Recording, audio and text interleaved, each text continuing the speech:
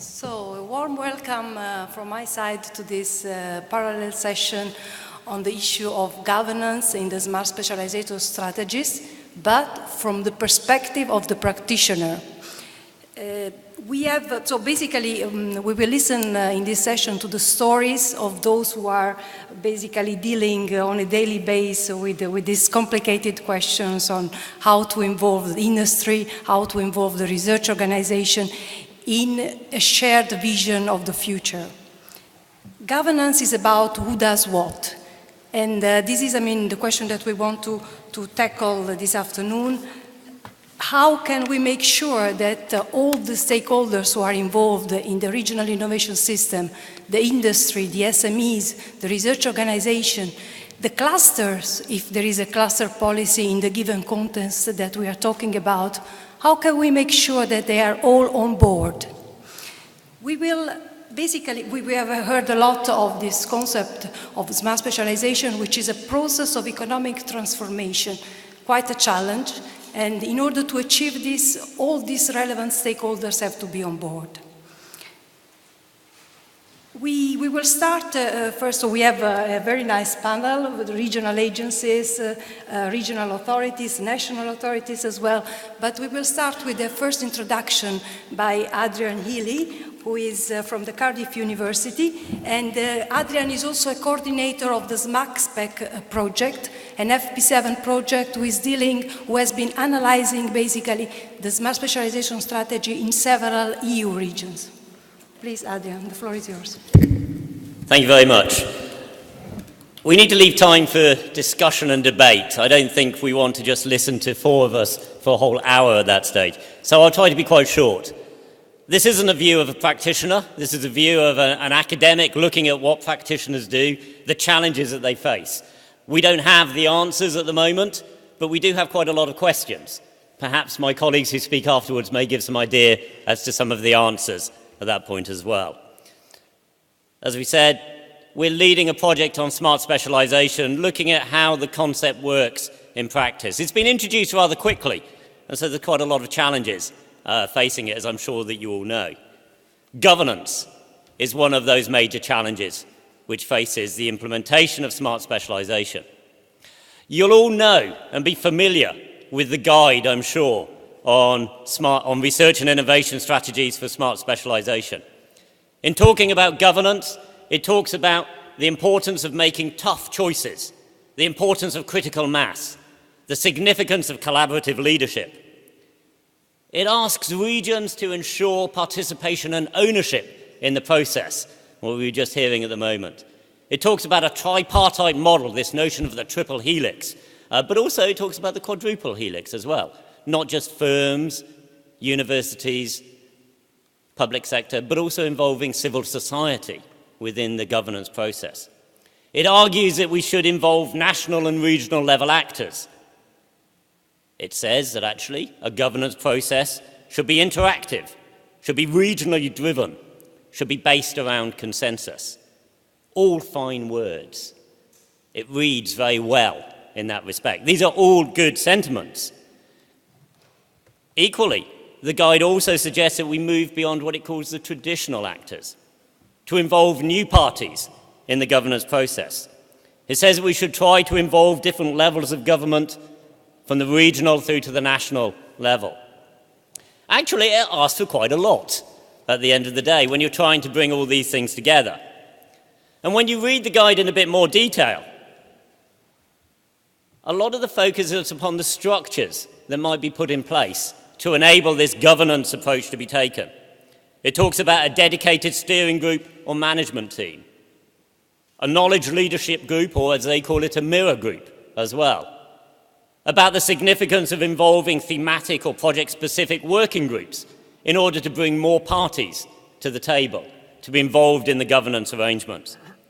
And when we look around regions which are adopting this process, we see these structures being put in place. But we also see some of the challenges that this is presenting at the same time. Not all regions are following this same process, of course. Others are seeking to involve what they call innovation councils, to bring in different parties, to take not just a view about the RIS3 process, but about innovation within their region or the member state more generally.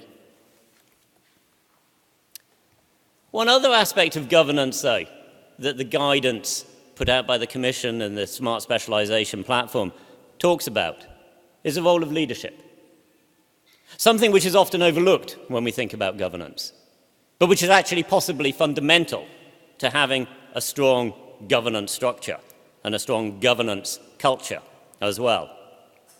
Within the guide, it talks about the importance of having collaborative leadership, about different actors playing different roles within the process of designing and implementing smart specialisation strategies. It may be leadership in terms of the political process. Perhaps it's leadership through the managerial and the administrative dimensions.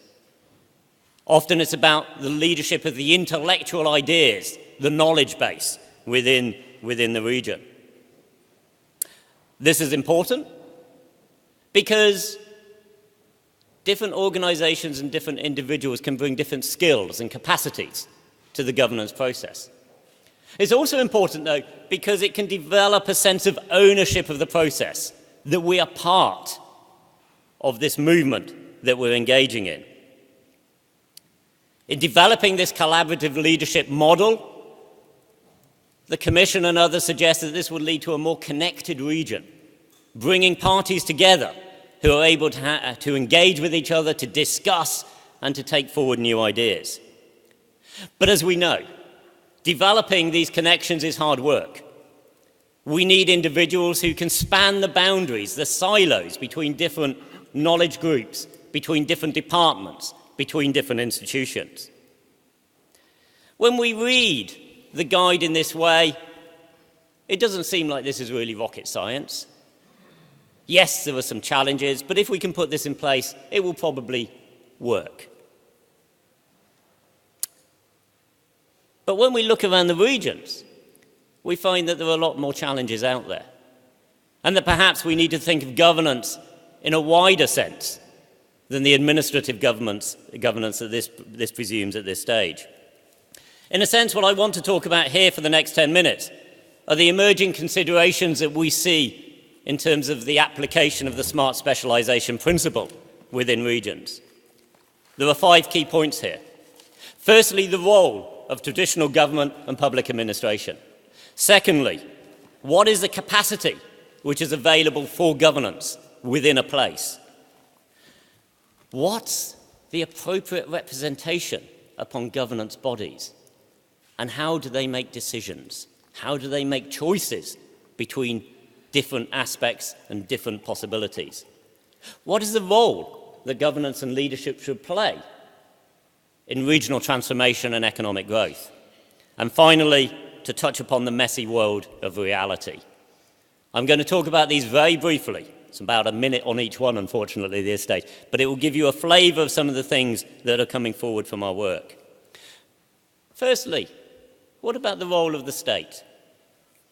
Well, traditionally, the state has largely been seen as a neutral administrator, an organisation that's there to administer the process, to administer the programme, to deliver the strategy. Dominic Faure and others argue that this is not enough. They argue that the state should be a facilitator of a process. It should create spaces for new dialogues to take place, that it can coordinate or perhaps curate a process to bring parties together who might not normally engage. That's an important role. But at one level, it overlooks some of the strengths that the state can also play within the process. Because one of the roles of the state is also to deliver objectives and the policies which are in those strategies themselves. They have the power of the budgets. They are significant players in their own right, and we need to take that on board. Equally, we may find that the state has to act as a catalyst and a leader. When nobody else is operating, the state takes the lead.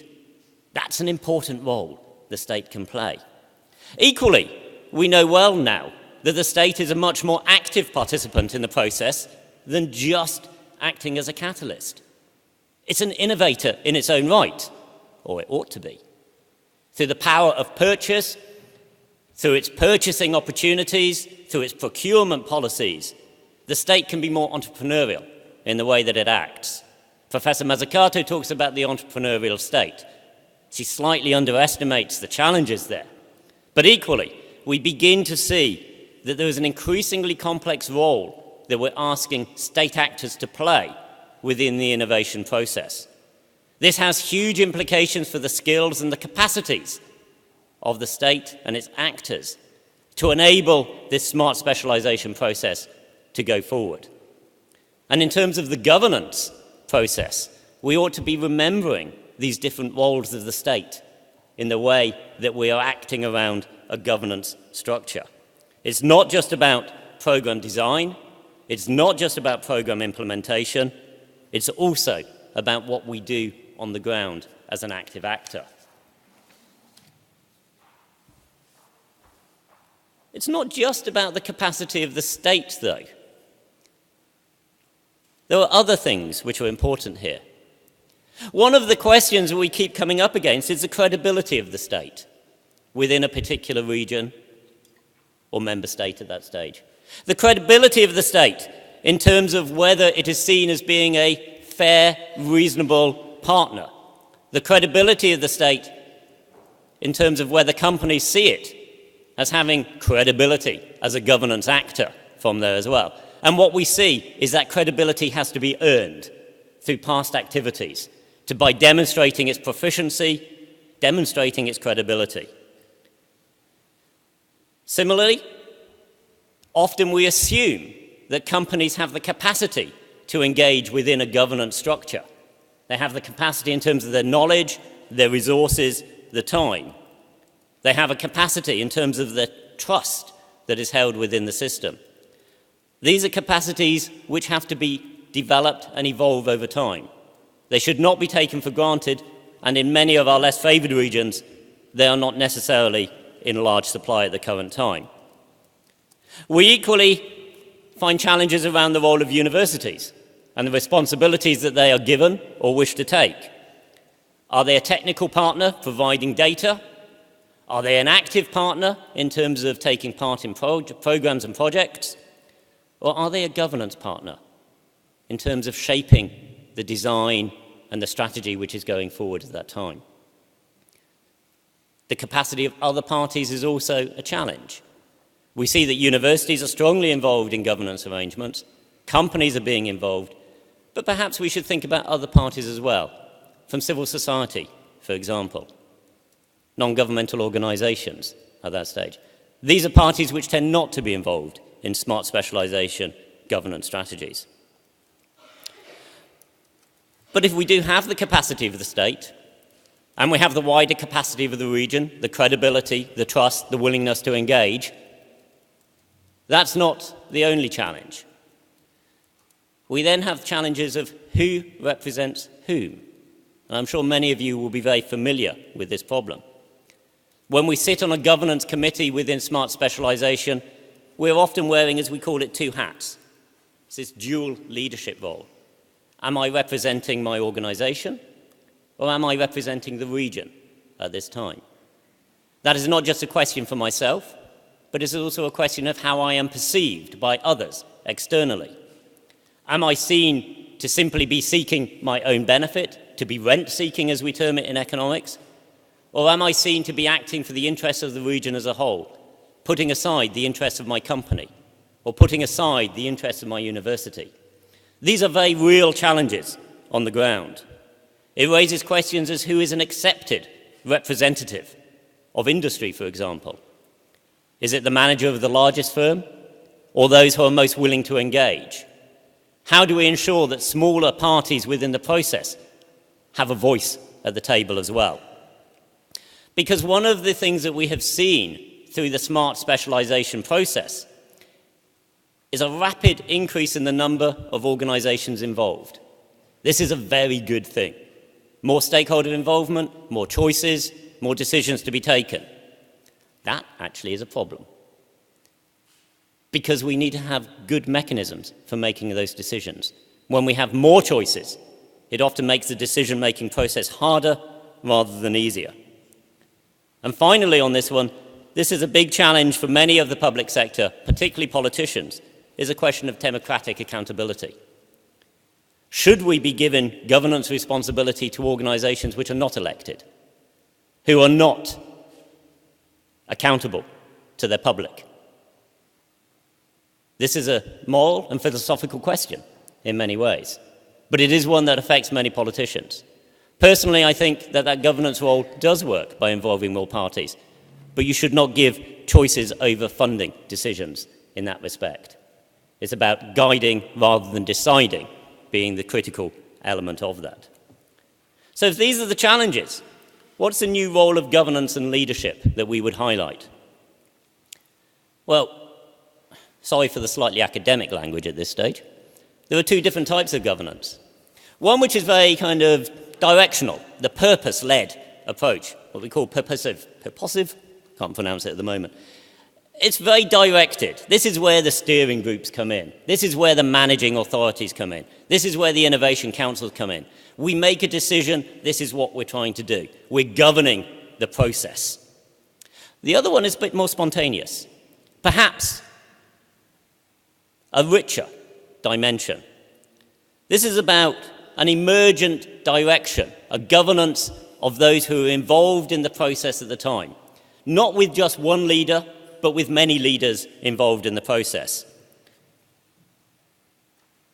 If that is our aim, which I think it is in many ways, governance is about creating the conditions for positive outcomes. It's not about just governing the process of a straightforward implementation.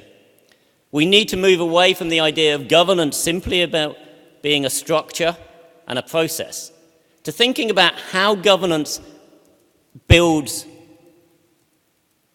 learning, knowledge, and perhaps what we heard more this morning, that culture of innovation within a place and a region. Governance as an agenda-setting approach, not just simply as a delivery mechanism at that stage. These are the sorts of things that Charlina Vicheva was mentioning from there. And what the public sector can do well then in that respect is start to create the spaces for the dialogue which allows those conditions for positive outcomes to come forward. But of course, that's kind of an ideal world. I think I have about 1 minute at this stage. I might take 2. Because the world is messy. And this is the other thing that we see as we look at experience around Europe. Governments change. When governments change, priorities change. What was an emphasis at one stage is no longer an emphasis later. The risk of this is that we have a stop-start culture. That we just get something going, and then we change our mind, we do something different. That can be utterly disastrous for innovation and long-term innovation initiatives. But it's not just that policy priorities shift and can change. Equally, within administrations, responsibilities move. I'm sure we're all aware of where something was being done in one department and then suddenly it's moved to a different ministry. Different individuals take on new responsibilities. This again creates disruption and fragmentation in the process. People move. It happens all of the time at that stage. And in a sense, our governance structures need to be aware of this. The world is not going to change. This messy reality will keep on happening. But we need to develop governance structures that support continuity, that build commitment across parties, not just political parties, but also across companies, across authorities and organisations and other actors. And which above all, try to build in some form of constancy as well.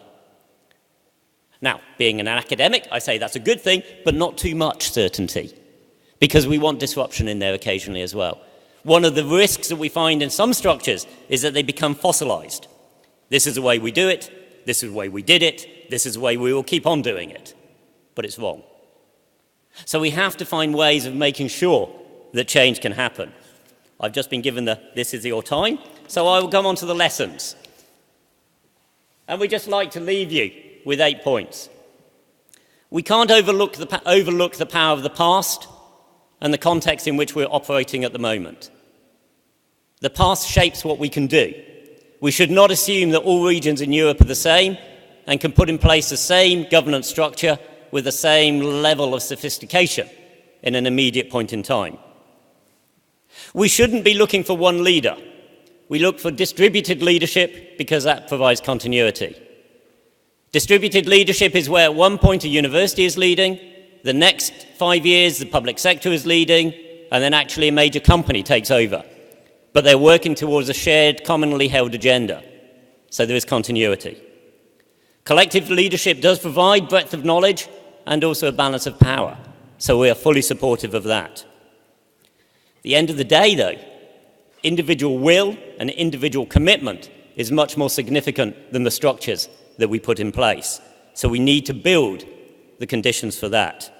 And building that capacity in an area takes time. 20 years, 15 years, certainly not 2 years.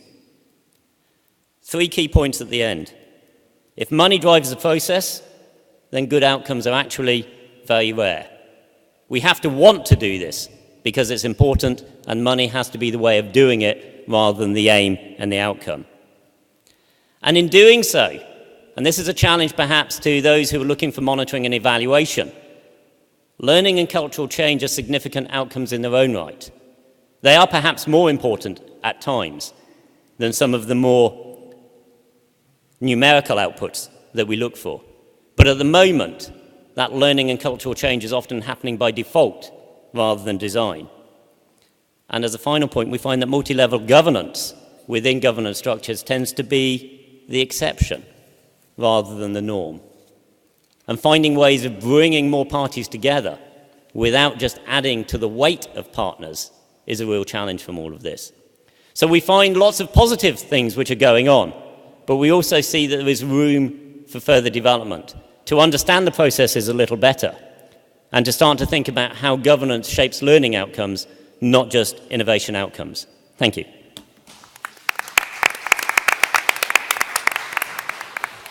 Thank you very much, Adrian, for all this inspiring analysis on the messy reality and for raising all these questions.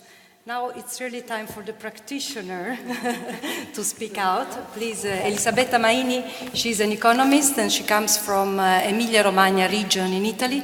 She is deeply involved in the implementation of the Smart Specialisation Strategy, and her specific role is that of supporting the technological center. Thank you. Thank you very much. I'm going to give you a brief overview of our state-of-the-art of the implementation of S3 in Emilia-Romagna. Smart Specialization puts its root in our strategy for innovation, which started in 2002 with the law promoting the industrial research, technology transfer and innovation in the industrial system. The aim of the region was not only to promote actions for the isolated excellence, but to stimulate and to put in action initiative in order to enhance innovation all along the region, in order to create an environment friendly to innovation. And the idea was the one of building a regional ecosystem of innovation. We started in this strategy building a high technology network, which is composed now by 87 laboratories and research centers, both public and private. They collected together 600 full-time researchers and 1,200 part-time researchers coming from a multi-thematic approach, basically organized along 6 thematic platforms: agri-food, construction, energy and environment, ICT and design, mechanics and material, and life sciences.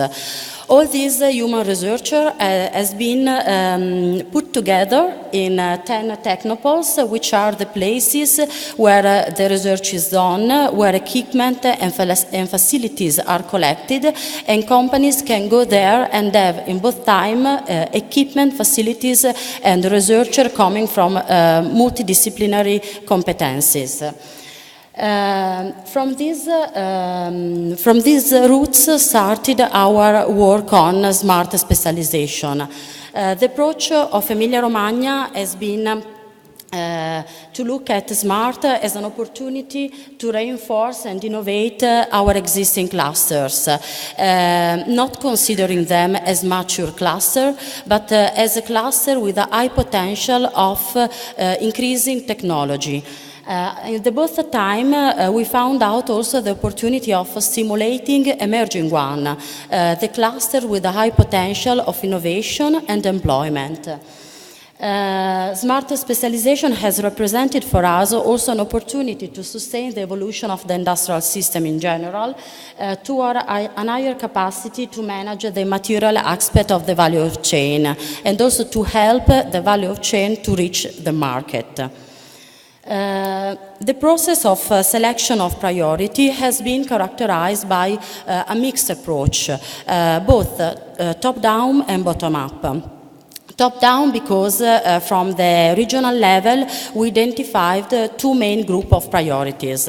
One group which is related to the already existing clusters but with a potential of increasing of the technological level, and the second group with a high human potential, a high human know-how but with the need to be more developed.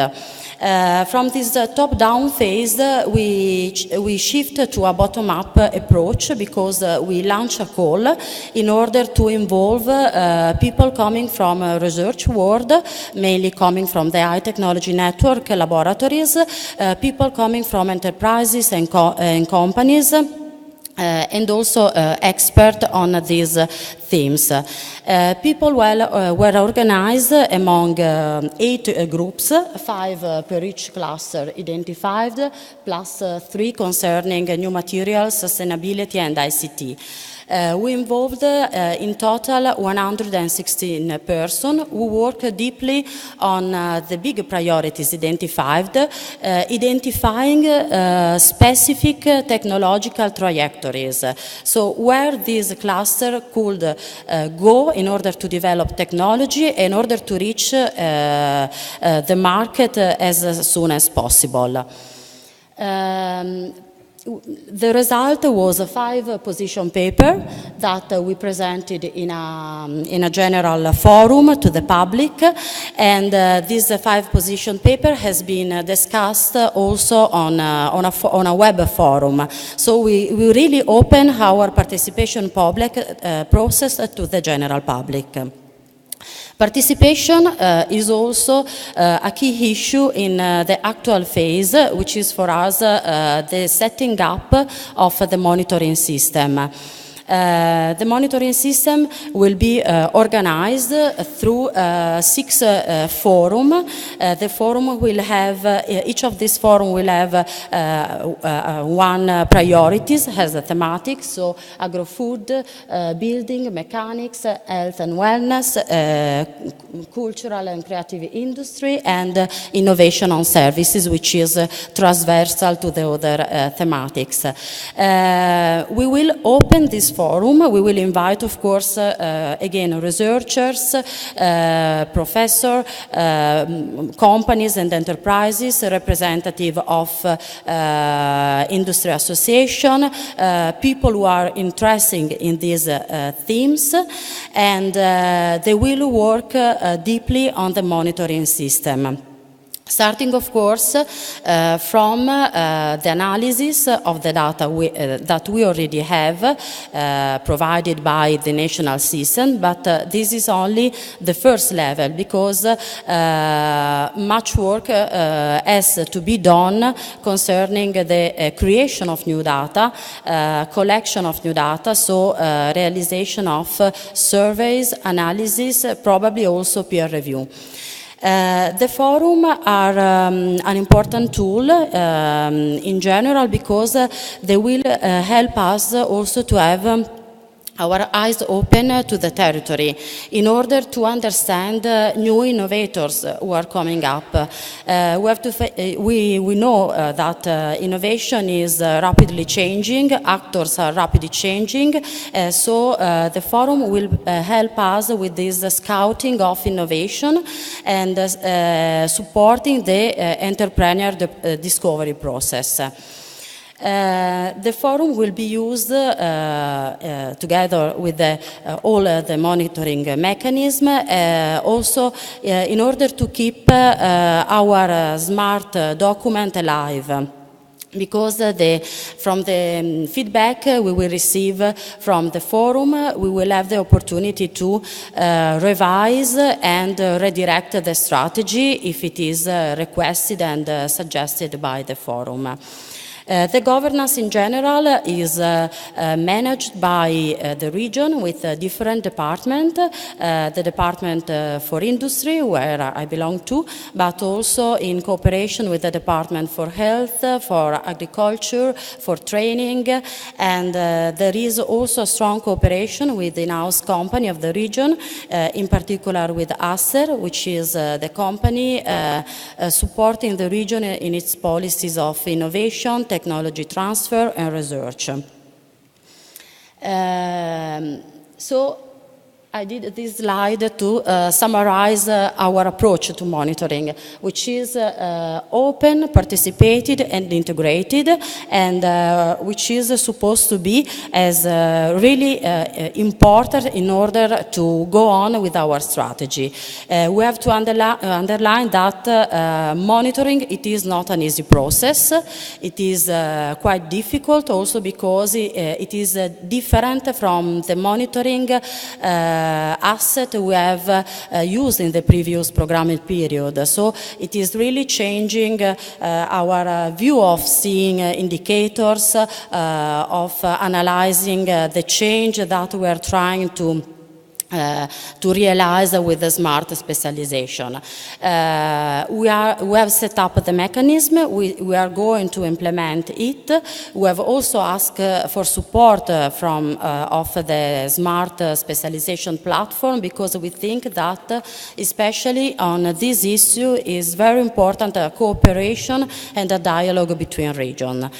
Finally, we are now in the process of launching our first call related the ROP 2014-2020, which will give a strong reference to the priorities identified by smart specialization. So we're very interested to see the reaction of our beneficiaries to this smart specialization approach. Thank you. Thank you very much, Elisabetta. Now we'll switch to David Uhlir, who is the Chief Strategy Officer of the South Moravian region in Czech Republic. And David has 15 years experience in drafting and implementing research and innovation policies at regional and EU level as well. The floor is yours. Thank you. Thank you very much, Annamaria. Hello, ladies and gentlemen. Good afternoon. I would like to share with you a few ideas and thoughts from the experience of our region. I would be happy to have some feedback from you, so if whatever you feel that something is not clear or you would like to comment on it, please go ahead. I certainly don't want to pretend that we have answers to all questions, but I think we walked quite a long way from when we started with innovation strategies in our region some 14 years ago, and I will try to pass on some of this experience to you in the next 15 minutes. Now, before I go to the regional innovation strategy, I would like to say a few facts about our region. It is a relatively small region, not very well known in the European context. The population is just over 1 million, so it's really tiny compared to some regions such as Emilia, Romagna or Lombardy or Bavaria. What is interesting though is that we have very high concentration of higher education and research. The catchment area for local universities is much bigger than the administrative boundaries of our region, so we have around 80,000 university students and some 6,500 researchers in full-time equivalents. It is also fairly technology-based region, so very kind of technology-based innovation. which is also reflected by the statistics. The R&D intensity in our region is currently around 3.4% of the GDP, and about half of it comes from industry and half comes from the public sector. True, part of the figure comes also on the account of structural funds, but it's only around 20-25% of the total, so still there is quite a lot of local genuine R&D investment coming from local industry and academic sectors. We have around 400 companies in our region which have their own R&D capacity of some sort. And we also have some areas of specialism. The most visible ones are electron microscopy. Close to 30% of global manufacturing of electron microscopes comes from my region. And antivirus software or cybersecurity in more general terms is another very strong area where the three leading antivirus software providers globally account for some 40% of the market, and they are all linked to our region. One of them is locally based, two others are in the vicinity in Prague and Bratislava, but collaborating closely with the research institutes in my region. So that's the facts. Now the story about how we started with the innovation strategy and how we developed over time. And again, you may see some links to what Adrian was saying in more generalized terms. And I have to say I would subscribe to most of what he said. Well, we started in the year 2002 when the situation in our region was very depressed. The economy was down. The unemployment rose very highly.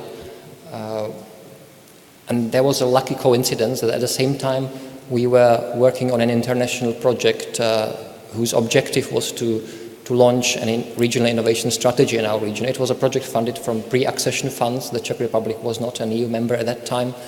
And we were fortunate enough to have very good partners in Limburg, in the Netherlands, and in Aachen in Germany, from whom we gradually got to understand what it was about. We realized that actually it was not so much about writing a paper document, but launching concrete initiatives that together put up the mosaic that then fits together. What was quite catalytical in the whole process, there were several aspects actually. The regions in Czech Republic were created only in the year 2001, and they were initially looking for an agenda of their own. So this coincided well with the situation, which was, as I said, the economy was down, and the actors were looking for a solution, trying to see what should be done about it. The region was very active because they really saw it as a regional problem, not a national one. The other aspect was that Flextronics, a big American multinational that established its manufacturing plant in the city of Brno a few years earlier, decided to shut down the operations and fired some 2,500 people within a matter of few months. So this sent a clear signal that attracting foreign direct investment may be a quick fix to economic problems, but perhaps may not be the most sustainable model of developing the regional economy. And there was also political debate linked to the Lisbon agenda, which I wouldn't underestimate. These high-level policy talks are often kind of environment to their own, but some of the information sometimes filters down to the regional level, which happened in our case as well. And some of the key regional politicians started to think, maybe there's something behind it, innovation, new technologies, that could be a way forward for a region that has high concentration of universities, but now in a deep economic crisis. So, in effect, these conditions triggered a very bottom-up initiative, locally based on a need, not based on any offer of money. I have to emphasize that this was several years before the structural funds started to flow to the Czech Republic. So the partners really had to come together and see what they can do jointly with the resources they had in hand. And so we started with the first consensus on going for innovation and technological development. with the region of South Moravia, the city of Brno, Masaryk University, and the Brno University of Technology, the two main universities in our region, and agreed on the first generation of regional innovation strategy.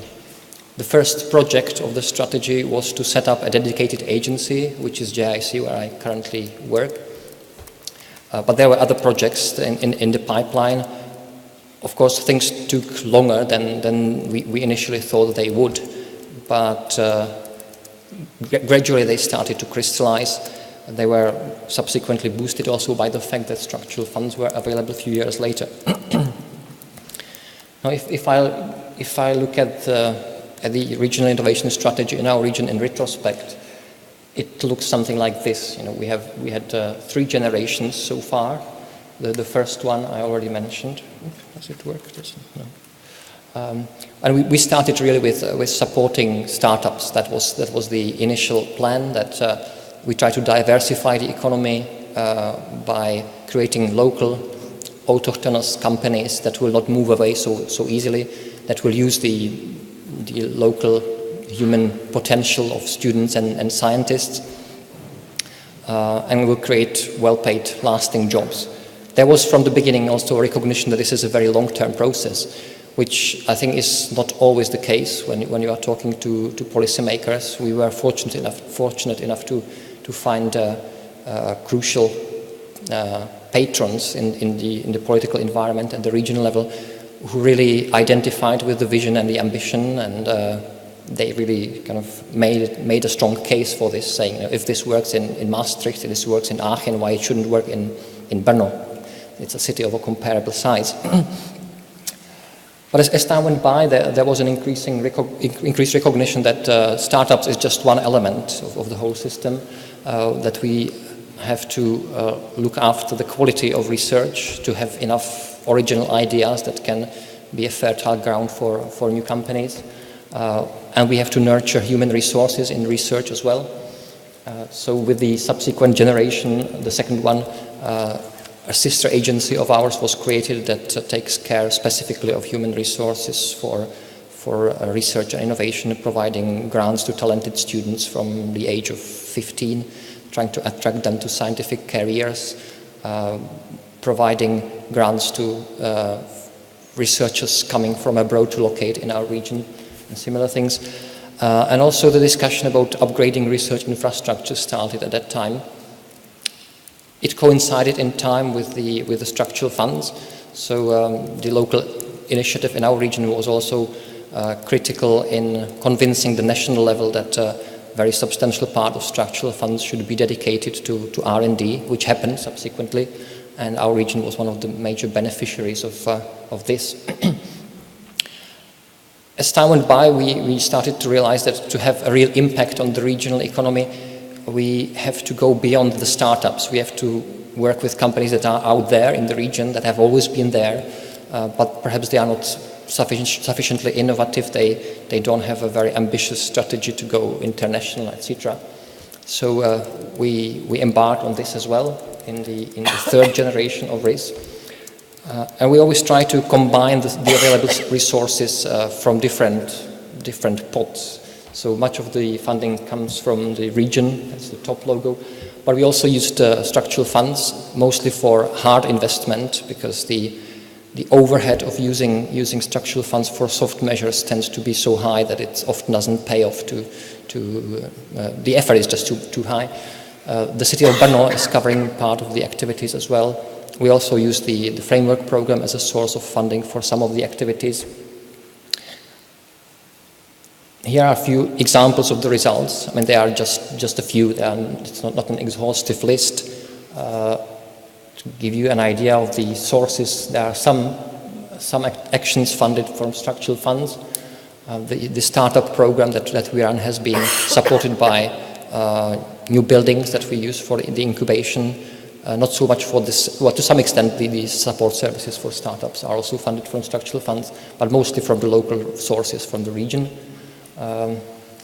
The R&D infrastructure was subsequently very substantially boosted by structural funds. The region gained some 700 million euro in ERDF investment in research infrastructures over the past 7 years, it is. So roughly 100 million per annum. So that's very major upgrading.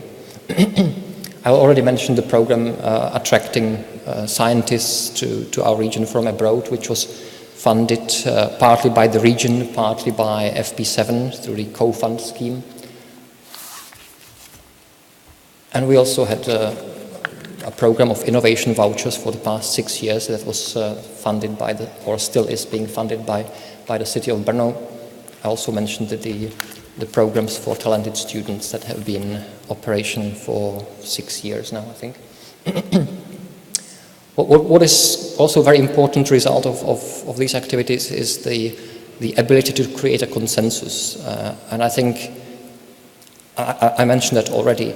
The consensus was created before the money was available, and fortunately it survived.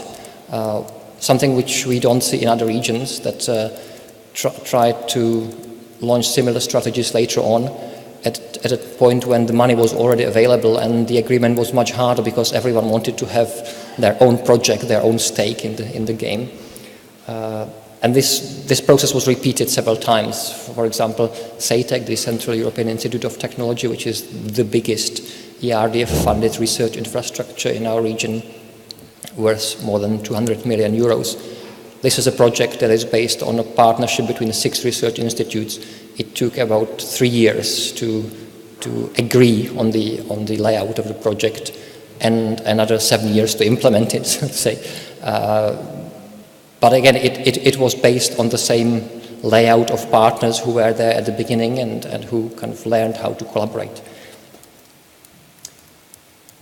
What I see as by far the most important result of the activities so far is the fact that we have really an effective regional platform these days. It's something which is very hard to describe. You have to see it and experience it. And it takes a long time to develop, so it's very hard to copy.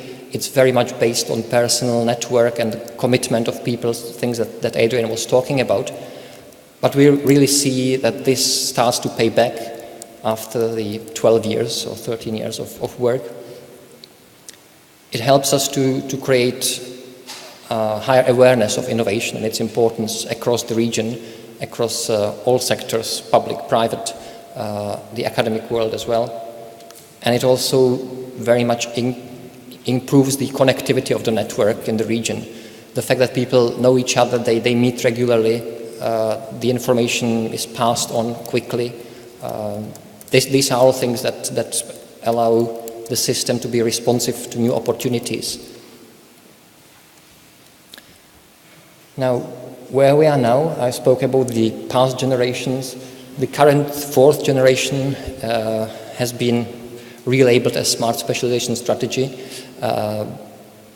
which in practice meant several amendments to the way we worked in the past, but not very substantial. The most visible difference is in the fact that we identified vertical priorities for the region that we want to concentrate on, but otherwise much of the measures remain generic and they address the whole spectrum of excellence in science, innovative companies, education, but also we have a dedicated priority on governance, precisely improving the connectivity of the network, awareness among the general public, and then we have a priority on image, which is really to promote the system to the outside world.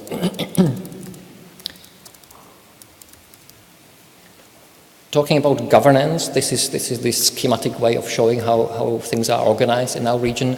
So at the bottom level, we have 5 working groups that correspond to the priorities of the innovation strategy. These meet more or less regularly.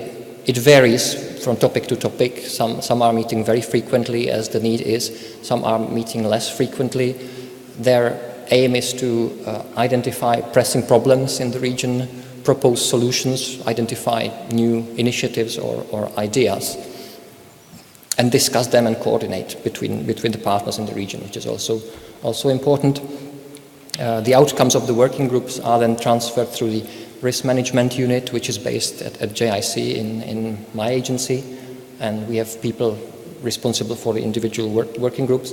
And on the top is the steering committee, which consists of the leaders of the universities, the vice governor of the region, mayor of the city, rectors of the universities, and importantly also the key representatives of industry in the region that correspond to the vertical priorities. In practice, this translates into the operational mechanics. So basically, the working groups generate project ideas. These sum up into an action plan, which then goes to the steering committee, is approved, and this feeds the strategy. So the projects basically have to match the strategic objectives, and in the process of coming up through the risk management unit, they are adjusted to make sure that they target these strategic objectives. Now here's the vertical priorities that I spoke about. The columns are basically the application fields represented by the main industry, or in some cases public organizations such as hospitals. Then we have generic knowledge domains where we have strong research base in the region, and societal challenges that the application sectors also need to respond to. What we try to do is basically fill in the matrix gradually as we go by concrete initiatives and projects. Just to give you a few ideas about what we are up to. Idea Labs is a new initiative that we launched this year, which is precisely about this. We invite a leading technological company from one of the priority areas. Jointly with them, we identify a topic of strategic importance, ambitious technological project, which requires lots of R&D. Then we create a focus group consisting of scientists and possibly other companies around it, and try to launch a project development stage for that. JIC Platin is a recent program that we launched for normal SMEs, that is not non-high-tech companies in our region, where we go out to the field, identify companies that are open to external collaboration. We do an analysis of their needs in terms of innovation, but in the broadest sense, not just technological, but it can be marketing, it can be new sales strategy, but it can also be HR issues. Then we provide external support in implementing the project that we agree on.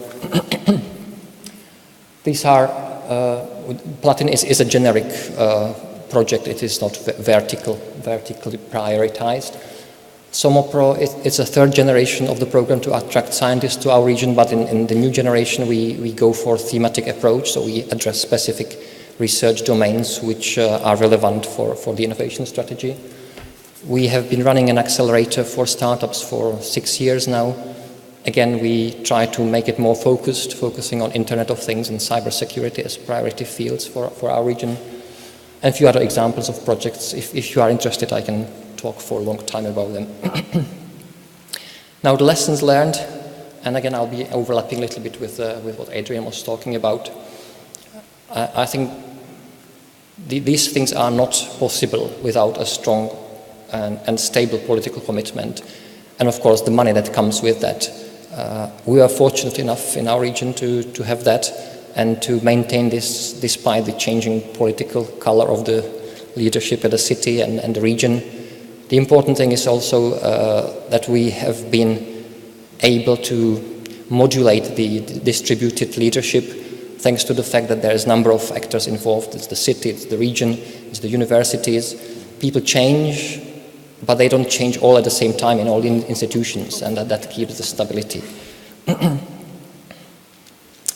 Keeping strategic focus, that's clearly a very important thing. We always try to have very strict metrics on what we want to deliver through the projects in the action plan of RIS, and it then becomes much easier to communicate it to the partners. Why are we doing it? How will it show that it brings the results that we want to see? And only then we talk about money. This is again something which is not always easy, especially when there is excess of money, which there often is with structural funds, I have to say. But so far we've been relatively successful in keeping the focus on strategic projects that can really make a difference. Okay, there's lots of things that are funded from structural funds as well, which may not be that strategically important, but since the money is there, they happen. But what is important, the strategic projects are taking place as well. People are key. I have to say we've been very lucky from the very beginning that the whole system of regional innovation has been kind of protected by the leading politicians from interventions, undesired interventions into personal composition of the teams that have been working on it. So the people were selected based on their abilities and skills and not on political affiliation. And thanks to that, we've had the same director for the last 13 years, and I think that helped a lot. That also helps to create trust in the network, since people have time to get to know each other. And again, I will be repeating what Adrian said. If the turnout of people is high, it's hard to have an effective delivery. Being constantly in the field, that's something, again, which is a matter of fact for our work. The fact that we talk to companies, we talk to scientists on a daily basis, helps us to be sensitive to their needs and tailor the interventions to the pressing problems, but also allows us to have a quick response rate. Somebody comes with a problem and we see that, okay, a similar company was dealing with the same problem a few months ago, so why not to connect these two and they can just copy the solution at no cost. This is very important, and I think this is a key distinguishing factor between developed and underdeveloped innovation system, that the networks are well connected and facilitate the contacts. Robust governance structure, this is something very important in terms of stability. And I mentioned that already a little bit, that we've been very fortunate that the leading politicians have created a protected space for this policy. It has never been kidnapped by particular interest groups so far, touch wood. That's not to say that there were not attempts to do it, and there are still from time to time attempts to kidnap the process from what I call the rogue players, who probably exist in all regions and all environments. There's people who are just after the subsidies, after the money, people who are only interested in construction tenders and contracts rather than results of the activities. These people often have a very important say because they are big employers in the region. Touch wood, we've been able to shield the process from such particular interests. One thing which also helped us a lot is the close connection to the academic research that's going on the topic of regional innovation systems and S3. It's the project Smart Spec, which has been mentioned here previously, but also the S3 platform contributed to our kind of opening up the eyes to what is happening elsewhere and selectively working with good practices from abroad. And last but not least, I think it's not only about the document, it's not about the process, which is also very important, but the state of mind of people who are responsible for this, the fact that they do it because they are convinced that this is an important thing. And again, this is something which can hardly be copied, I think. It can be learned, it can be forgotten or unlearned, but I strongly believe that this is the crucial element in the whole thing. So thank you for your attention. Thank you very much, David. So before moving to a lively debate in which you're not going to be just able to raise questions, but you're also going to be able to tell us about your experience as practitioner, as policymaker, I will give the floor to, yes, of course, I did not forget you, I was just anticipating. I will give the floor to Agrita Kiopa. She's, we all know her by now. She's a Deputy Secretary of State for the Latvian Ministry of Education. And interesting enough, Agrita, she has a double hat because she's a former researcher who is now a policymaker, yes. Isn't it? So the floor is yours. Thank you. Yes, thank you very much. And I will start with a little reflection on what the first speaker said, and because it goes straight to what we believe the governance is.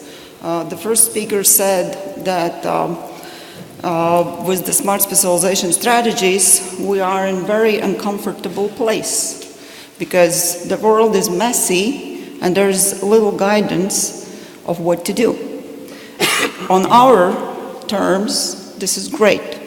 And one reason why this is great, because it leaves us a room to act. And as you can see from the title of the conference, where we call for action, where we say entrepreneurs, researchers, and policy makers, it's time to act, we actually think in terms of governance here. And this action we understand in the terms how Hannah Arendt has put it in her work when we speak about the active life of people, when we look into each other's eyes, agree on what we believe in, what we want to do, and then we act upon it. So that has been also the way how we constructed our Smart Specialization Strategy. So I will touch upon several things. I will expand a little bit on the RIS3 challenge for modern innovators. I'll touch upon the outcomes of RIS3 process here, because we've been treating RIS3 strategy mainly as a process. And then I will touch upon governance and implementation and monitoring. So going back to the challenge for modest innovators and the difference between the core and the leaders, we as a practitioner, policy makers, really were having a really complicated task at the hand. That task was to really use the concept of specialization, which by definition favors the core for our purposes, and to figure out the ways and actually to read really carefully what those who designed the concept, what those actually meant. And what we learned in this process is that because the observed facts are that higher level of entrepreneurship and innovation is observed in the cities, in more densely populated regions where the large number of different actors interact. And because the adaptation on application of ICT across the wide range of industries have actually exacerbated the differences and the divide between the regions. Therefore, those answers that I already mentioned earlier today are really answers to be answered, and not just answered, but answered in a right way. So how come we apply the concept of specialization as a cohesion policy tool? And actually the answer is given by the authors of the concept, because the potential for economic gains can be achieved from small incremental change across the range of non-core regions. And that same concept, that same logic applies also to the sectors and different domains of activities. So with that in mind, we approached our challenge. So we treated RIS3 as a process and did it purposefully. We saw that our role, the government's role, is bring together players, actors from different domains and really work with them. So in the process of this work, we devised a hybrid strategy.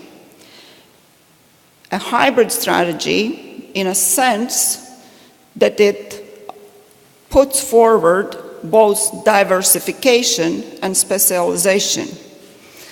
And with the diversification part, we really had to stand our ground on a daily basis, because when the research concepts get translated into government actions, they are sometimes lost somewhere in the translation. And people at the government side often read only the specialization. Even worse, or the reality is not only people at the government side, but those that also previous speakers mentioned, the vested interests, those also read what they want to read, and what they want to hear is specialization, and specialization in their particular, very, very particular activities that they do. So, therefore, for us, the activities that we decided we have to work on are development of sufficiently diverse knowledge base in all terms of policies that would be supply side when we think in terms of demand and supply of knowledge, boosting innovation capacity of firms, that would be then demand side, embedded, connected S&T human capital, which actually means the aligning the demand and supply and aligning it within the networks of people who are either at the same time at the both sides or have moved from one side or another or work together.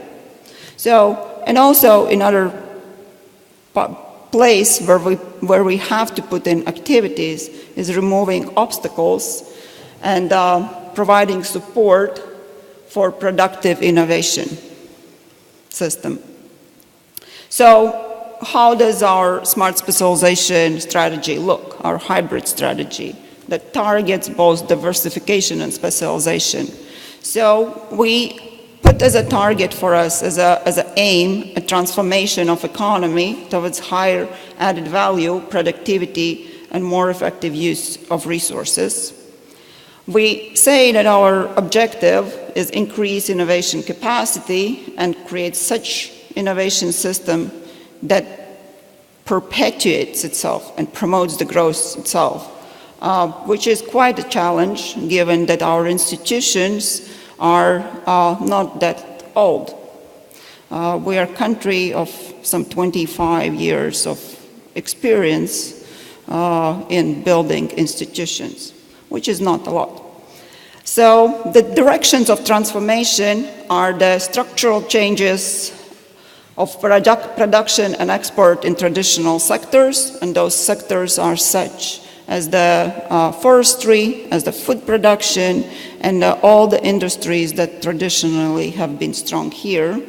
Then it's also growth in those sectors where there is or there could be a possibility to create products and services with high added value. Those are the sectors where we are historically strong because we once were connected to a bigger innovation system in which we worked for materials for spaceships and pharmacy and many other things in the frame of this bigger innovation system. And also, at this third direction of structural change, we put the sectors with significant horizontal impact and contribution to economic transformation.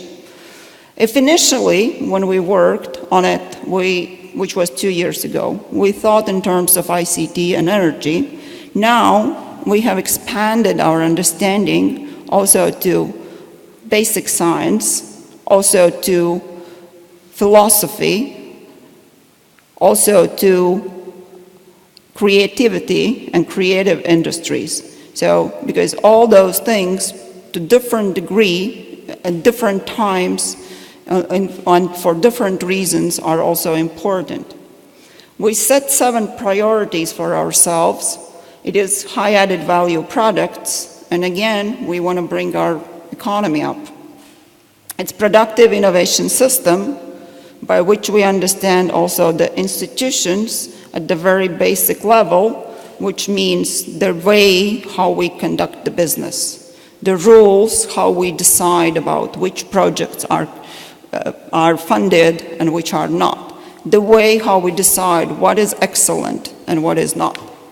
So energy efficiency, ICT, modern education, the knowledge base.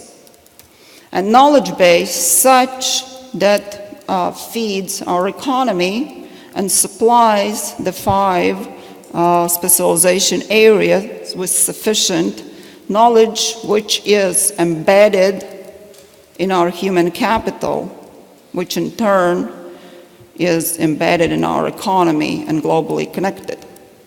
And also polycentric development.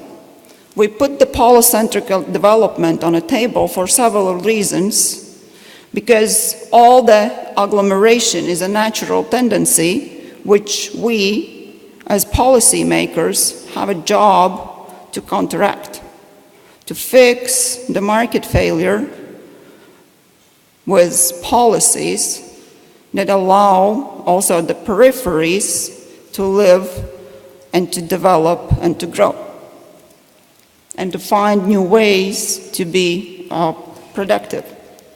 So our specialization areas are bioeconomy, biomedicine and medical technologies and pharmacy, advanced materials and engineering systems, smart energy and ICT. Sorry, wrong direction. So how that plays out in our innovation system. Here we try to move away from the traditional way of looking at the innovation systems, where there is industry and then there is knowledge producers such as research institutes and universities, and we try to make a more integrated picture in which we paint the industry as producers of innovations, and we place the traditional sectors, the future growth sectors, and also horizontal sectors in this frame at the industry side. But we also put prominently our universities at the center of the system, and universities have a very important role to play. First of all, because we all come out of universities, every single one of us have had their time in university. And then later on, we either look back or not. We either collaborate with university or not. And what research suggests is that those scientists and engineers who collaborate with industry often do so because their students are placed in industry. And those students know their way back. And that's how we create the human capital. So then we also put the political system, the framework conditions, and also infrastructure in the picture. And here, so far, we've been concentrating primarily on the policy, on creating the industrial policy, creating S&T policy, drafting Smart Specialisation Strategy, drafting our support instruments. But what the picture of innovation system allows us to do, to see that there are many more issues to be addressed, and framework conditions, rules and regulations that are supportive or not are one of the points of pressure or activity we should put in I would say, a couple years to come. So, in essence, we also devised or defined the roles for the players in the innovation system. So, for industry, it's to innovate. For university, is to serve as knowledge hubs where sufficiently diverse knowledge base is developed, where the innovation capacity of firms is boosted, where the S&T human capital is generated, and not less importantly, or even more importantly, where the resources to do this all are pooled, and those resources are pooled for various sources from different domains of the economy, not only from the public sources, but also from the industry and international sources. Role of research institutes is to serve industry and also to serve and be connected to the creation of human capital. And role for ourselves, for government, is to be enabler of system to function well by creating right incentives and removing the obstacles. So structural reforms have come for us as a package, because smart specialization for us have been a precondition for investments of cohesion money. So our structural reforms aim at three core domains that I just described. First is the knowledge-based base, and we've defined that the knowledge base that we need for our economy is such that it's sufficiently diverse that it can serve the economy. It is focused and relevant at the same time. So how, here we pick up the Commission's approach by providing challenges that research has to address. And most importantly, for the country that is a brain donor, our knowledge base has to be embedded in our own S&T human capital, which is again embedded and connected. So S&T human capital, I already mentioned, will not repeat. Besides being embedded and connected, it also has to reach across the sectors and disciplines. For infrastructure, we put such aims as it has to serve the creation of knowledge base and human capital, so it has to be one way or another linked with education, with having students who then, after they go out in economy, they run that economy. And it also have to allow to produce as relevant knowledge, not just the knowledge. And also, we put it out that it has to be jointly used sectorally, nationally, and internationally. So, this nice busy slide is our map of instruments that we have in hand. And how did we come about it? We, as a coordinator institution for development of RIS3, we sent out a questionnaire to all line ministries asking which of your instruments target those targets that we have outlined in our policies and how they all come together. So that's the map, and there is both cohesion money and national money. And as you can see, on the very top of it, there's also a horizon, where we all are, of course, aiming for. So, governance challenge. We've put the entrepreneurial discovery at the center of our governance challenge. Also, the excellence, the relevance, and sustainability. So, we defined the governance challenge as need to develop and to put forward targeted and complementary public investments, and this was our first attempt to do that, which is only the beginning from which we start.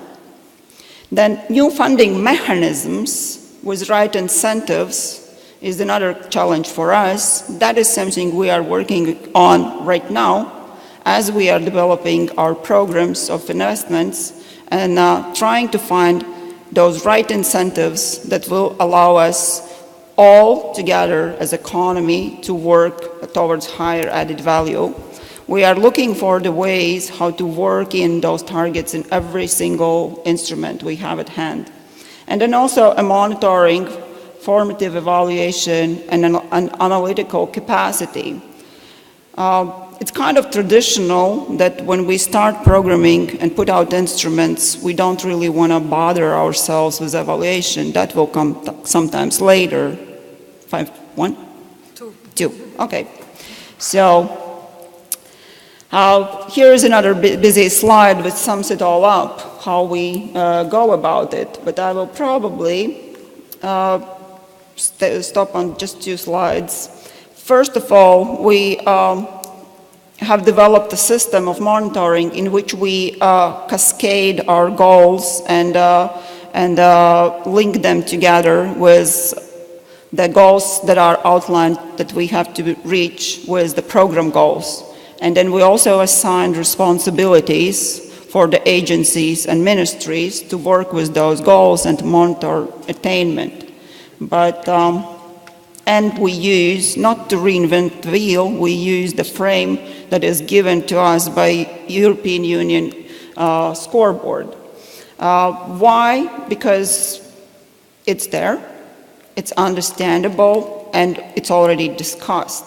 But what we do, as you can see, the chart here mimics, but is not precisely the same as scoreboard, because we unfold some of the indicators for our purposes, add what's important for us, and do not target things which probably we find not that relevant for us.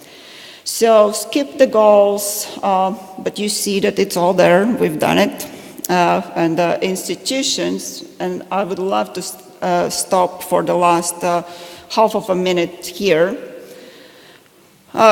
One lesson we learned in this 2-year-long exercise for us on developing Smart Specialization Strategy, that what we need is a domestic analytical capacity to create strategies, to implement strategies, to run the agencies, to run the industries, and to think. And therefore, we think that we need to put some certain percentage, and we are now negotiating how much, for formative program evaluation and for such evaluation that is carried out by the university sector. Why? Because people are trained there and they walk out of the universities being able to think or not. So therefore we started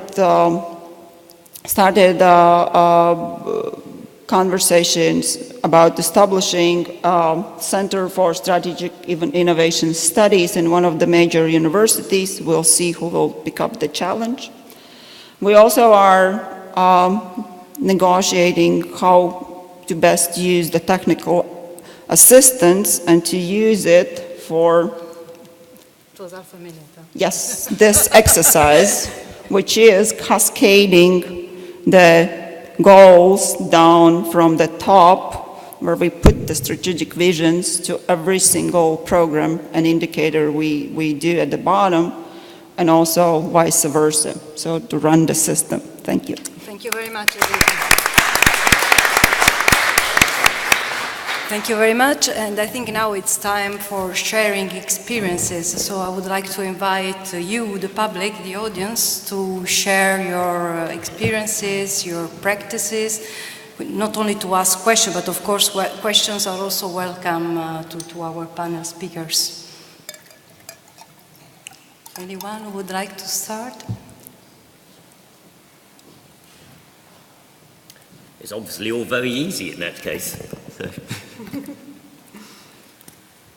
Well, I have a question to Elisabetta Maini on the. I mean, most of the speakers have talked about the importance of human resources and human resources also for Smart Specialization Strategy. You have all touched upon this issue, and I've read in the operational program of Emilia Romagna a quite interesting part, which was that they intended to support the secondary education in the fields, in the domains which have been identified in the Smart Specialization Strategy, in order to strengthen the human resources which could be employed in such a lower skilled jobs. And today we heard also from our colleague from OECD that lower skilled jobs are playing a very relevant role in the economic growth. Can you, Elisabetta, tell us a bit more? And then, of course, also the other speakers, if they want to add about their own experience in this specific experience, concretely describing how they strengthen this link. We have, as you saw before, we choose as a keyword integration. So the operational program has been thought in integration with other funds. The ES Fund, Interreg, we have concentrated all the activities in the same direction, that is following this technological increasement of some cluster in the region. Knowledge is in different places, is in universities, is in companies, but is also in high school. It is very important to increase the knowledge and know-how in our school and direct it to the need of the companies and enterprises. This was the thought at the base of these activities. So we decided to collaborate with the ESF and to integrate the activities of high school in order to have and realize a top technician, because we think that who will not go on with the university has a strong potential of contributing to the regional economy with a very high specialized know-how in technique, in scientific, that can be applied immediately in companies. Companies have asked for this. They are matching the Smart Specialisation Strategy and also the development of know-how at the university level, so we can create in some way a triangle among the companies, the universities and high school, in particular the technological one. And that's why we address our effort also to these sectors. Thank you very much. There is a question. Hello, Helena Atchison, MFG Baden-Württemberg. A comment and two questions. First of all, compliments to the panel organisers for what was actually very synergistic presentations, leading from Adrian's. I found David's presentation fleshed out what Adrian had said and then following through with the other presentations. So that's the comment. Very, very synergistic, complementary panel presentations, and thank you for that. David, a question to you first. It was really interesting to hear how the network system and the system itself developed in Moravia, and the stability and the fact that it takes time for trust to build up. What I wonder though is how you ensure complacency and coziness and togetherness doesn't somehow now undo it all for you, and everybody, you're on a nice trajectory, and how do you ensure that it stays vibrant and alive? That was one question. And then to Agrita on the last slide, which was very interesting and a very, very important point about developing capacity in systems. Is it the intention for the allocation of this 5% that it would go into universities to drive the capacity building? Or how do you intend to ensure that the administration itself, through this process of smart specialisation, where some capacity has been developed, how will you ensure that that continues and grows and you maintain it? So, would you like to start, David, or yeah? Can, yeah. Thank you for the question, Helen. How we try to keep the system alive? That's a very good question. I never really thought about it, but it seems that there is always more happening than we are able to absorb somehow. What seems to be the case is that the network is kind of fulfilling it by itself, because there's more and more companies that are joining in because they participate in some of our activities, programs for startups or for mature companies. And one nice example that illustrates that is a startup company that started with us some 12 years ago as a student project. and really made it big. You know, they became number 2 player globally in their particular type of product they do, for programmable hardware. And they set up a venture fund of their own, which invests in the startups in the same program that we have been running for 12 years. And these are the things that create new connections constantly almost. So I think the risks of the network degenerating is not that high. Of course there is a risk, and the risk I would say is more linked with some of the key people leaving, because the network is still very much based on several individuals who are the connectors, and if you remove some of that, it takes time to replace. So I think the political instability, if it affects this could threaten the system. Otherwise, I think the network has a natural tendency to attract more networks. I'm not sure if I answered clearly, but that's my subjective assessment. Thank you.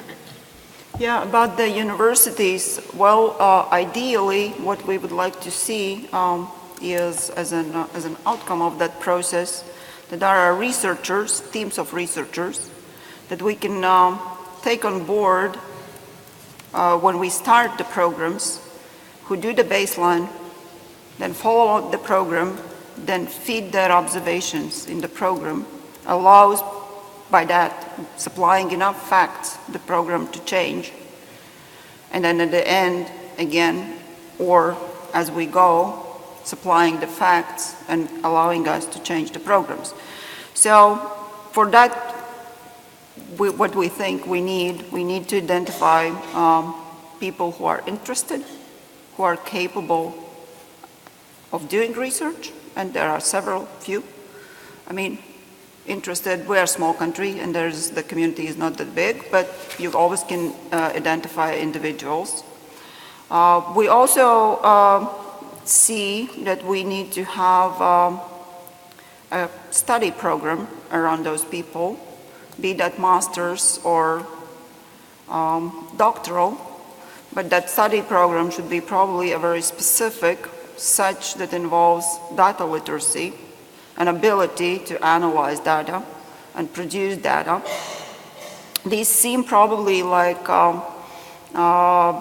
common sense things, but for us, we don't really have many places where to turn to for expertise, so we end up buying that expertise from abroad. We end up hiring RAND, Technopolis, commissions experts, which is unsustainable. And it is unsustainable on 2 grounds. It is unsustainable that we don't have where to hire people from if we don't grow our own expertise.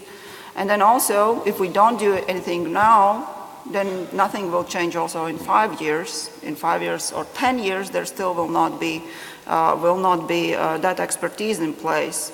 So ideally, by the end of the period, I would like to open Scopus or Web of Science and pick out any journal that publishes around research policy or regional policy, put in Latvia and get out enough facts.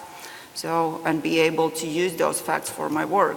Then in parallel, I would like also to be able to commission the research to those groups. And that's, I think, we have to start, but with this clear understanding that they will not probably bring results exactly as we expect. An answer will not probably answer those answers that we expect them, exactly those answers. But they will answer the answers in the region, somewhere in the region of the questions we ask, and that will give us more information and more ability to do meaningful decisions. If I can just add a couple of quick observations on that. Obviously, we look at things from a wider perspective. In some ways, we look across things. I was asked to talk about the challenges of governance, and often that focuses upon territories where there are difficulties at that stage from there. David's being a little bit humble, I think, in the amount of work that goes in to hold a system together. Often it's not a question of whether there's complacency, systems tend to have a tendency to fragment, to move towards entropy in that sense, because actually people want to do their own things. They've got different ideas, different possibilities, different priorities, different principles. And you actually have to spend quite a lot of time talking to people, keeping them on board at the same time from there. So it's not a question about whether the system will fall into complacency, it's actually whether you can hold the system together in its own right at that stage. And there's a lot of work that goes on under the surface. Of course, in some places there is complacency. You have some very fossilized structures. This is the way it's always been. Often if you have a strong industrial sector dominated by one industry, for example, then you may have a different challenge. Then you might have the challenge of changing mindsets, of bringing in new ideas, trying to create new ways of working at that stage. And in a sense, coming back to the point that you were asking Agrita from there, learning amongst policymakers is often crucial. I think in Latvia what we can see is policy practitioners who have a fairly good grasp of the subject matter, who understand intellectually what this is all about, who have been working in this field at that stage, who have managed to integrate different ministries along the way. That's not always the case. And actually enabling that learning environment so that all parties learn, but also that we learn from our mistakes. You know, one of my colleagues talks about speaking truth to power. We asked a questionnaire, or we put out a questionnaire recently, which went to all regions, and we asked about whether politicians listened. The answer came back that no, they didn't. You could tell them the truth, but they didn't often listen to what was going on. And in a sense, that's one of the challenges, is building a learning culture so that all parties understand what the new agenda is in that respect. And this is where I think one of the challenges of governance comes forward, not just in terms of the delivery of the strategy, but also changing mindsets over a 5, 10, 15-year horizon, so you don't run into the difficulty of changing political priorities and so forth. So policymakers' learning is important. It won't be needed in every place, but in many that it is from there as well, to help people do their jobs better from there. Thank you very much, Adrian. There is another question. Is there a microphone? Here there was one, and then there is another one. You have already the microphone. Okay, sorry. So, do you mind? Sorry. Okay. Please. I don't know who rose the hand first. Apologies. A bit louder, please. Yes. I'm Katja Reppel from the European Commission DG Regio, and I listened to a number of these governance discussions before, and I spotted a number of new elements which intrigue me, and I would like to ask a question to maybe all board members. What is intriguing me is that there was a common thread about actually the persons behind the organization and running, animating, and so on, the governance, the entrepreneurial discovery process and what's related to it. It came up in Adrian's presentation. He talked about the individual commitment being very important. David Uhlir came up again with it and talked about the stability of the intermediary, the quality of the people involved. And Agrita then also noted they even were thinking about innovation studies. So in a nutshell, I wonder, what would be the profile of the ideal animator of this governance? I mean, I take it from previous discussion, he or she needs to be eloquent, needs to be a boundary spanner between different strands which are there. I noted with interest that philosophy appears in the reflections of Latvia. Yes, why not? If anthropologists are hired by banks, why not philosophers, for instance, in the context of digital and ICT developments? Might be a very interesting additional thing. So boundary spanners. And also somebody being courageous and taking risks and so on. But besides that, how would you define the qualities of the ideal animator of that governance process? And is there anything you would wish to put on a curriculum, for instance, the future innovation study course in the Latvian university setting? Nice question. Short replies, please, because we have another one. Who wants to start? I'll start. Yeah? Yes, because, Well, I will start with a joke. We would like to have, the profile would be a hobbit. When the wizards are in trouble, they come to who? They come to a little hobbit who solves it all. But at the more, and who is probably a public servant, right? To be on the safe side. Right. So, but then more seriously, probably two things are important. One is ability to understand what the public value is. That means really a value for us as a society. So that brings in all the philosophy, arts, and everything that liberal arts education gives you. Another aspect or part of the profile is data literacy. Because unfortunately, we often have either one or another. So we need to marry the two, and that would be probably the ideal profile of a person who can be the Superman or Superwoman running the system forward. Would you like to continue? Yeah? Elisabetta? Yeah. I think that the solution could be the collaboration of different persons. I don't think it is easy to find a Superman of smart specialization. So maybe integration among different competencies, among different skills, it is for sure the best solution. At least we are following this direction, cooperating in a team which is composed by very different skills in order to cover all the activities and sectors and field of understanding. In particular, I think that not only scientific and technical aspects are important, but also the social and humanistic, especially when you want to develop sectors like creative industries and cultural industries, which are important for most regions. Okay. Just a few ideas, a few adjectives I was thinking about on Katja's question, what should be the ideal moderator. I think there's several aspects. From my experience, you need somebody who is visionary, so who can really formulate a vision that people can subscribe to and identify with. This is quite important. Otherwise, you don't really have that much to offer, I think. And it also helps to motivate people if you have a strong vision that you really stand behind. The other aspect is the person has to be positive, and this is something which is very important, I think. The positive mindset is what attracts other people who have a game-changing ambition, I would say.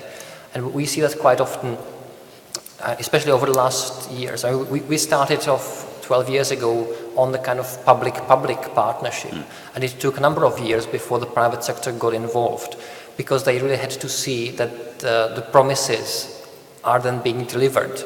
And if you add to the concrete results also a positive attitude, you become a very attractive partner for the private sector. And we see that nowadays quite often, that companies come to us and say, yeah, we'd like to do something with you because you are positive, you really want to change things, and it's fun to work with you. And I think this is something that shouldn't be underestimated. So try to kind of push aside people who are negative by their nature. And the last factor, which I think is probably the most crucial, is something which I call an honest broker. The person has to be unbiased as much as possible and really protecting the common interest. It's not always easy, and it's especially difficult for the private sector to understand that we cannot help one particular company alone. We have to look for what is good for the region as a whole. But over time, the culture changes as well, and we see that. And we also start to see companies that that have the right mindset. They know that something which is good for the ecosystem around them is direct benefit to them, although it may not be the type of benefit that some other companies would like to see, like somebody giving them cash. So yeah, keeping the position of an honest and unbiased partner who can connect people, this is crucial, I think, creating the space for dialogue. Final word on it. It says there were so many characteristics, personality characteristics that would help. I mean, respect and integrity, perhaps the ones that I'd add to that people have respect, that the individuals have integrity. The key thing is that this isn't a single individual. There may be one person who starts it off, but actually it's normally you need 2 or 3 or 4 or 5 to make it work over time. No one person can do this. Nietzsche's Superman doesn't exist in that respect. But you need to find a coalition of interests who will come together from different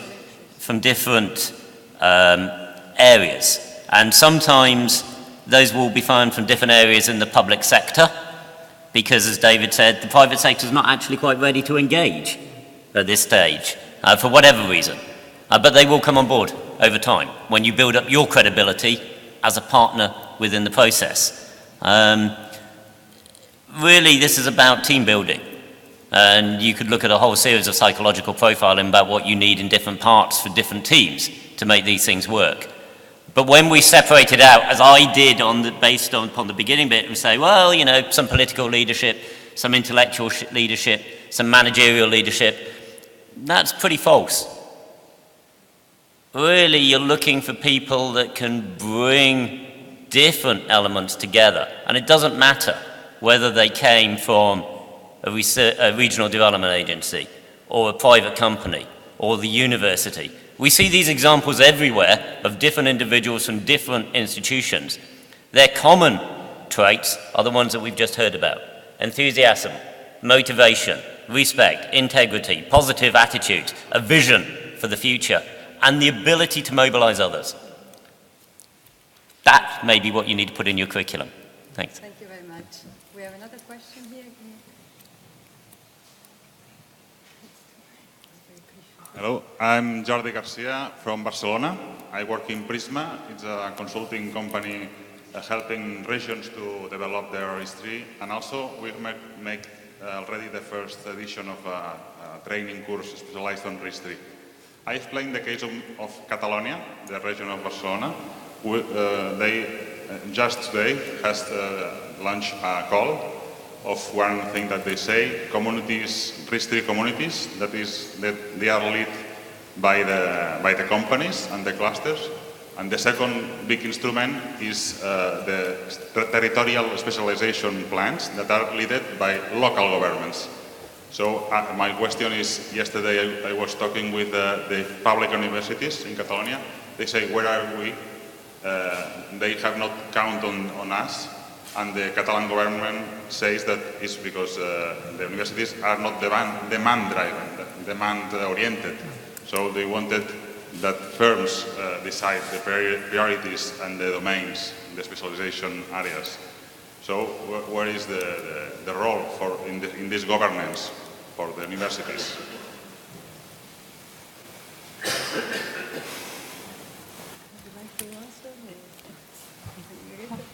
Yeah, good. I mean, Ladies first. There might be different opinions in the audience, right. so let's Go collect ahead. 2, okay? You go first. Ladies first.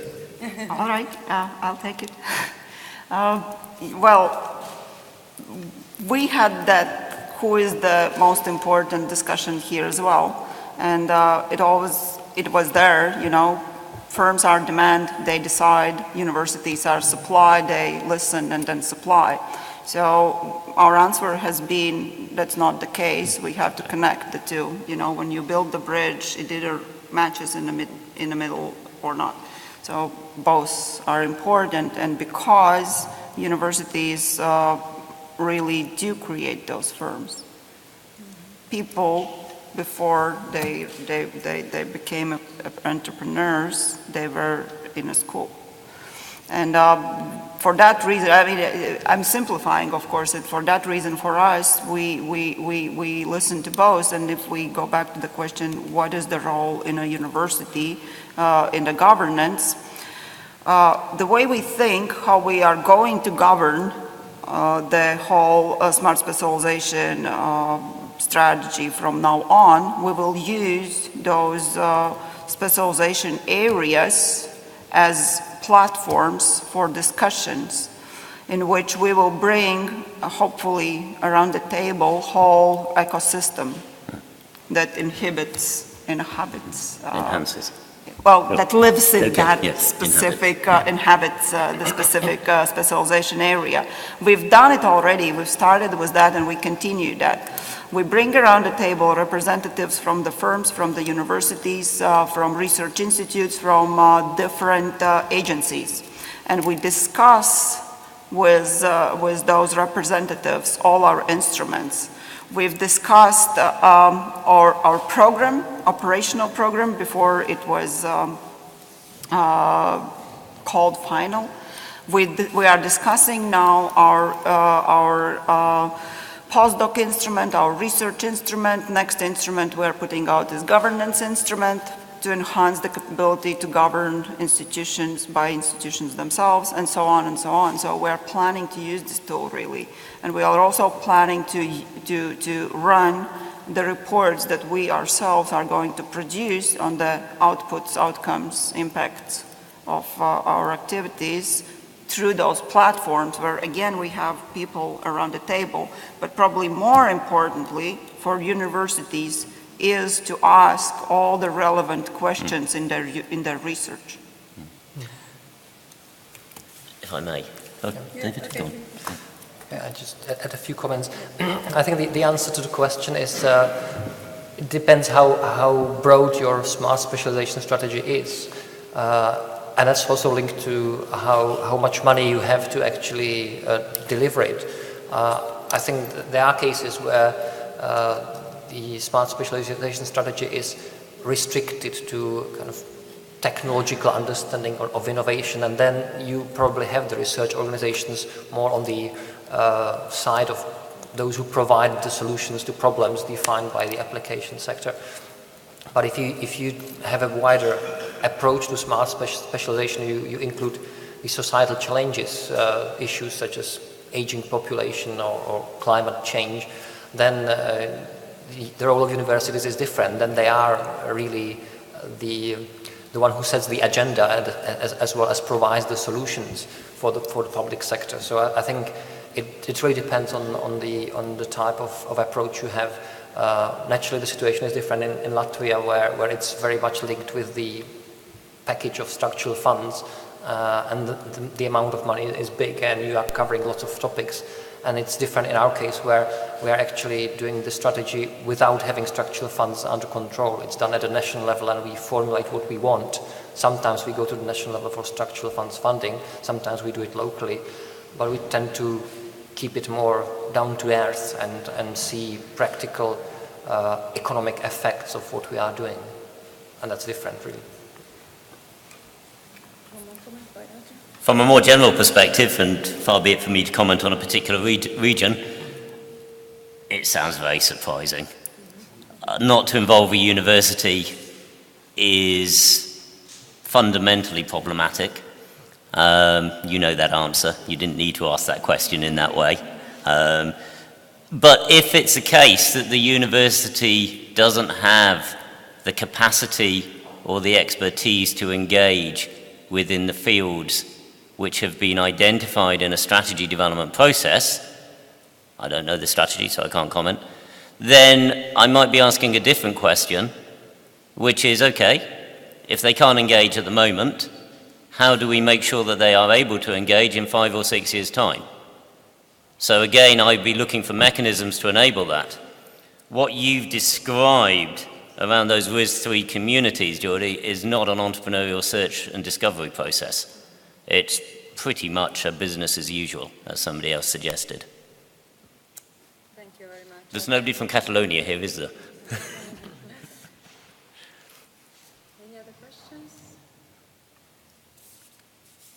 No? So I think we can close the session here. I would like to thank you all the panelists for the very interesting contribution, and you all for your careful listening and contribution. Thank you. Okay.